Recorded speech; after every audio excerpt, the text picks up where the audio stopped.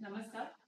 शासनाने पुण्यश्लोक अहिल्यादेवी होळकर शेतकरी कर्जमुक्ती योजना 2026 जाहीर केलेली आहे.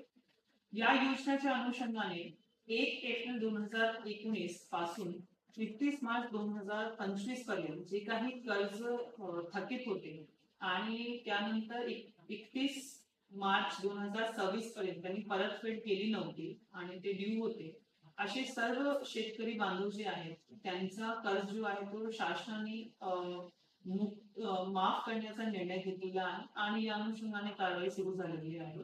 यामध्ये पालघर जिल्ह्यातले जवळपास 10,400 शेतकरी जे आहेत त्यांची डिटेल्स बँकेकडनं आम्हाला प्राप्त झालेली आहे आणि त्याचे लिस्ट आहेत जे आपल्या गाव पातळीवर तसेच जे डेप्युटी डायरेक्टर रजिस्ट्रार आहे त्यांच्या ऑफिसमध्ये आणि सर्व जे सहकारी संस्था आहेत त्यांच्या ऑफिसेसमध्ये डिस्प्ले केलेली आहे.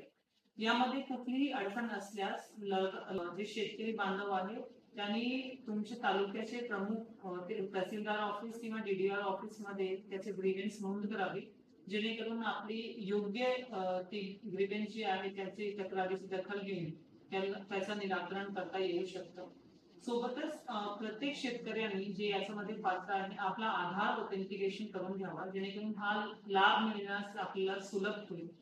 यासोबतच शासनामार्फत 2022-23, 23-24 आणि 24-25 मध्ये ज्या शेतकऱ्यांनी कर्ज घेतला होता आणि त्याची वेळेमध्ये परतफेड केलेली आहे असं सर्व शेतकऱ्यांसाठी प्रोत्साहनवर अनुदान 50,000 पर्यंत जाहीर केलेला आहे. यातले पण जे शेतकरी आहे त्यांनी अर्ज करून आपला लाभ मिळण्यासाठी योग्य ती उचित कारवाई लवकरात लवकर करावी, जेणेकरून आपल्याला हा लाभ देता येऊ शकतो. कुठलीही अडचण असल्यास आपण जिल्ह्याच्या हेल्प डेस्क किंवा तालुक्याच्या हेल्प डेस्कला संपर्क करावे. धन्यवाद. जय हिंद, जय महाराष्ट्र.